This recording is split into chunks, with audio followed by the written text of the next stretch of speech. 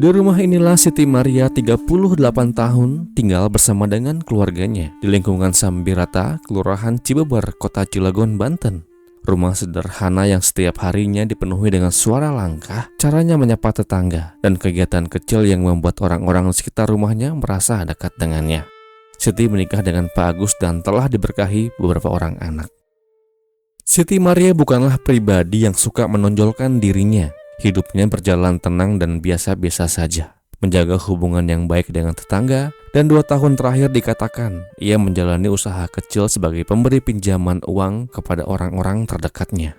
Usaha ini muncul bukan dari ambisi, namun lebih kepada kebiasaannya untuk saling membantu satu sama lain. Orang datang kepadanya karena percaya, dan Siti menanggapi semua itu dengan hati yang legowo. Maewati, seorang pekerja rumah tangga yang tinggal bersama dengan keluarga ini, melihat keseharian Siti dari dekat. Ia tahu bagaimana si majikan memperlakukan orang lain, terutama dirinya. Dikatakan ia baik, ramah, suka ngajak makan bersama di atas meja makan. Lebih lanjut dari informasi yang berhasil saya dapatkan dan tim kumpulkan, dikatakan bahwa usaha jasa pinjam uang yang Siti jalani membawanya mengenal banyak sekali orang. Mulai dari tetangga dekat, ibu-ibu arisan, sampai teman baru yang ditemuinya di berbagai perkumpulan kecil. Setiap orang yang datang kepadanya selalu membawa cerita dan kebutuhannya masing-masing, dan Siti selalu menyambut mereka dengan sikap yang sama, ramah dan terbuka.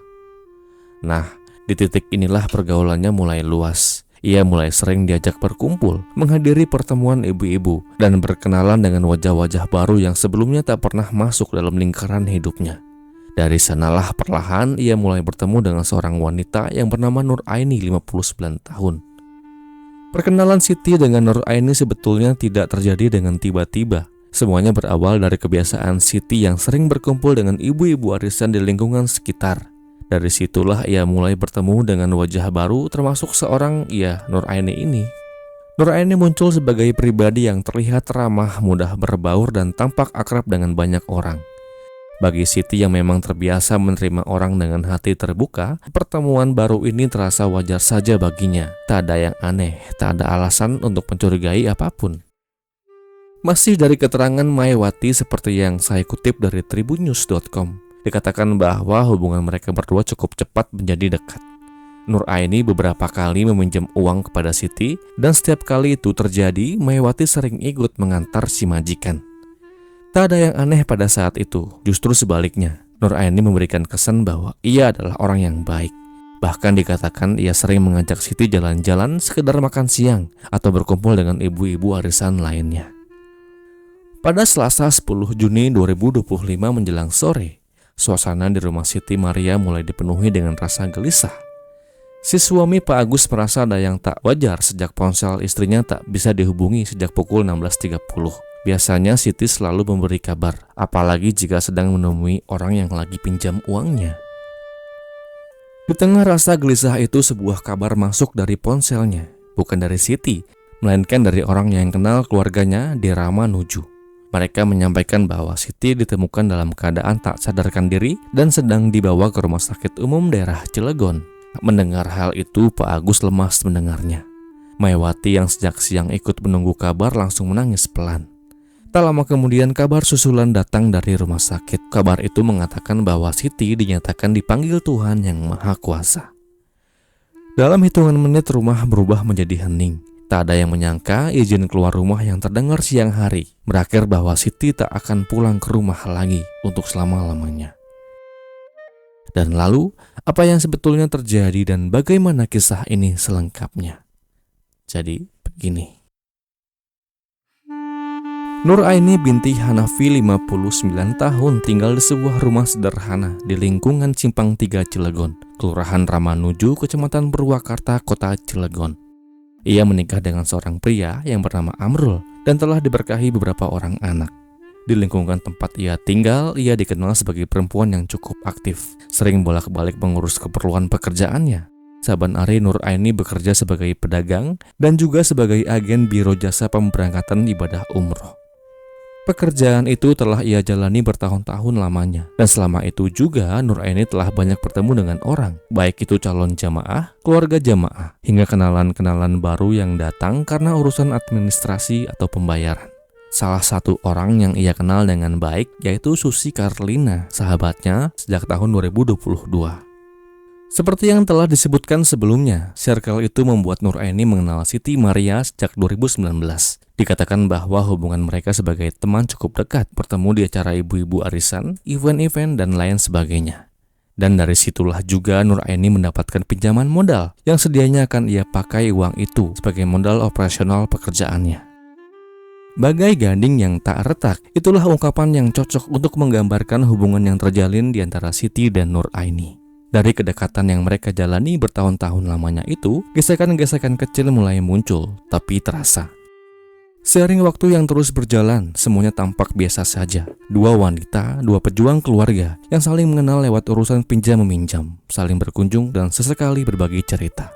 Namun semakin seringnya mereka melakukan interaksi, gesekan-gesekan itu mulai terasa dengan jelas. Dari informasi yang berhasil saya dapatkan, dikatakan bahwa Nuraini menyimpan rasa sakit hati kepada Siti. Dikarenakan ia merasa bahwa Siti pernah 1 atau 2 kali menjelek-jelekkan namanya di depan calon jemaah umroh atau orang-orang yang menjadi konsumennya di biro tempat Nuraini mencari nafkah. Bukan itu saja, Nuraini pernah mengaku ada satu ucapan yang sangat membekas. Dikatakan, Siti pernah memanggilnya dengan sebutan yang sangat kasar. Ucapan yang bagi sebagian orang mungkin hanya kalimat candaan saja, tapi bagi Nuraini itu menjadi penghinaan yang sulit dilupakan baginya. Namun di luar itu semua, hubungan mereka juga terikat oleh pinjaman uang, yang dimana Nuraini adalah nasabah dari Siti Maria.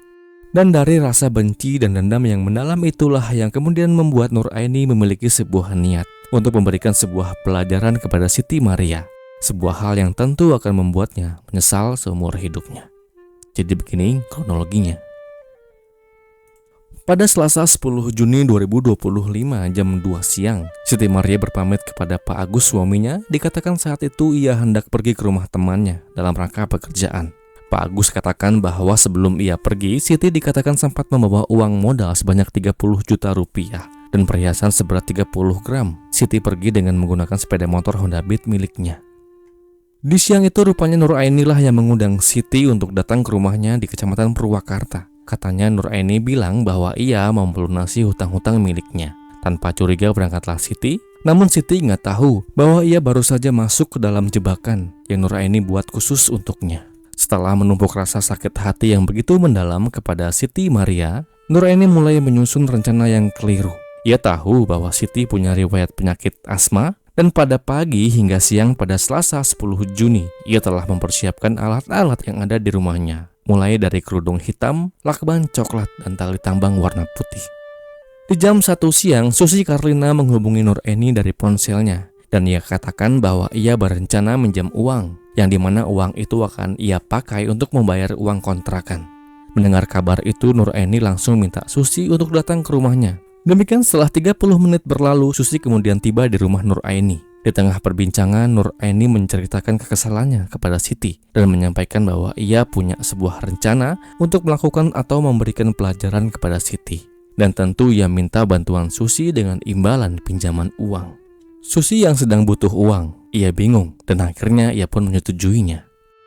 Singkatnya di jam 3 lebih 30 menit, Siti tiba dengan sepeda motor Honda Beat miliknya. Sebelum Siti masuk lebih dalam ke rumahnya, Nuraini minta kepada Susi untuk bersembunyi lebih dulu, sebab ia tak mau rencananya berantakan. Nuraini menyambut dan mempersilahkan Siti untuk masuk dan duduk di kursi plastik dekat meja makan di dalam rumahnya. Percakapan dimulai. Awalnya mereka berbincang seperti biasa, tapi pelan-pelan nada bicara keduanya mulai semakin tinggi dan terjadilah perdebatan.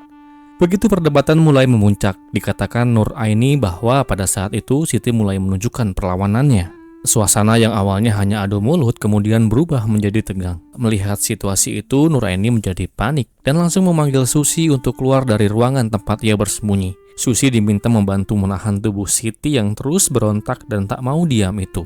Susi kemudian mencoba memegang tangan Siti, sementara Nuraini mengambil tali tambang yang sebelumnya telah ia siapkan.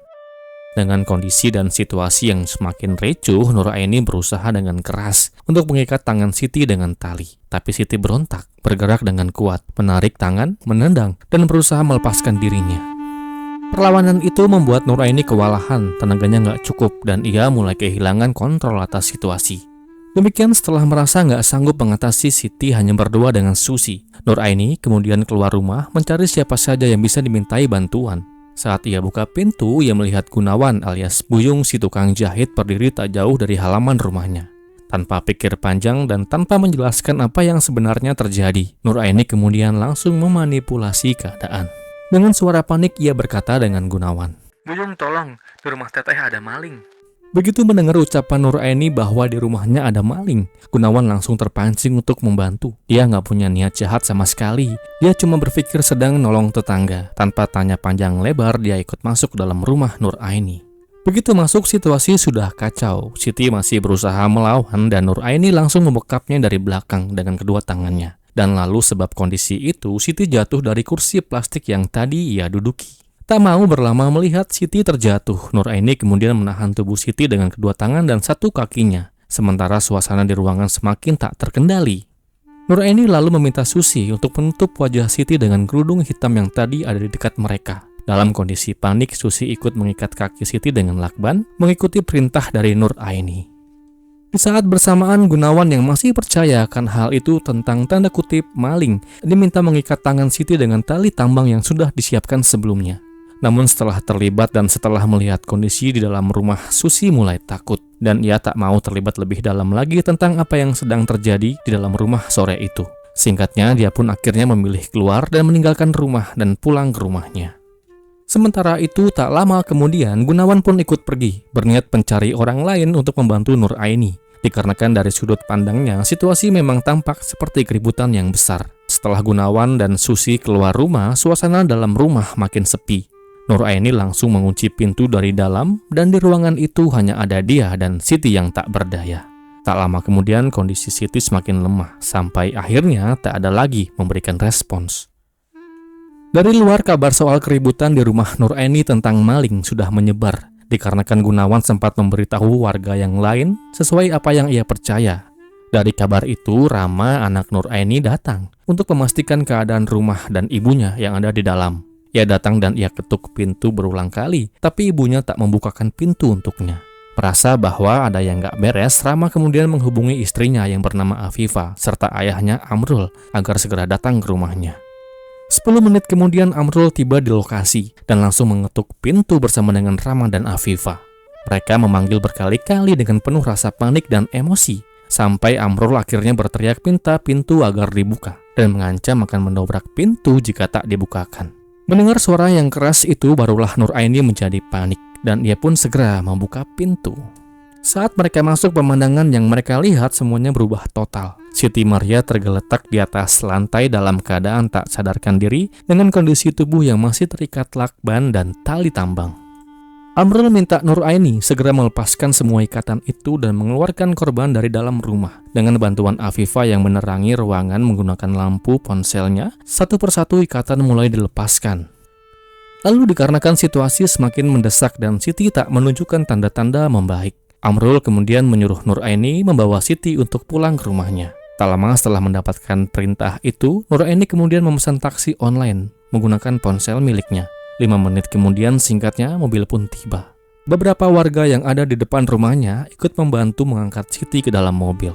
Sesuai dengan rencana awalnya, tujuan perjalanan diarahkan ke rumah Siti di Cibeber. Namun di tengah jalan, Nur Aini meminta supir yang bernama Suherman untuk mengubah tujuannya ke RSUD Kota Cilegon dengan tujuan memberikan pertolongan kepada Siti yang tampaknya akan sia-sia.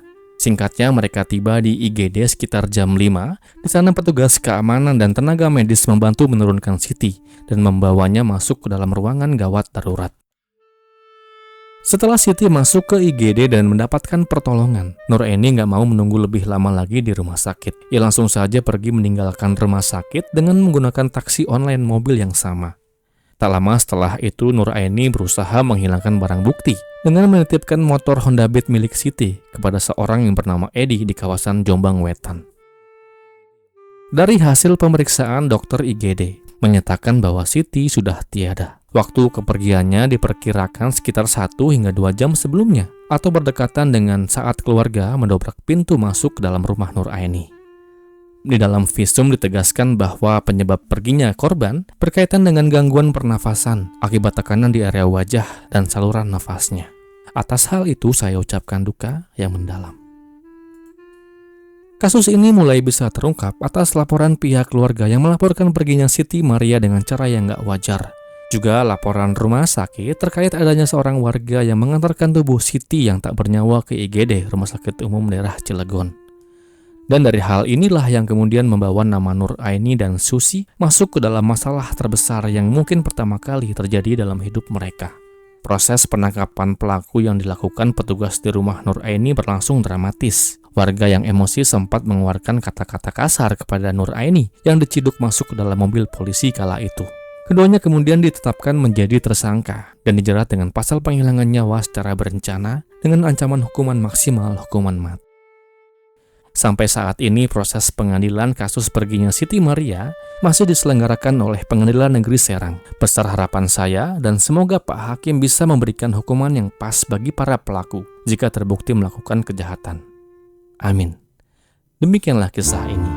Semoga akan terus ada pelajaran yang bisa kita ambil dari kisah ini. Dan kisah ini pun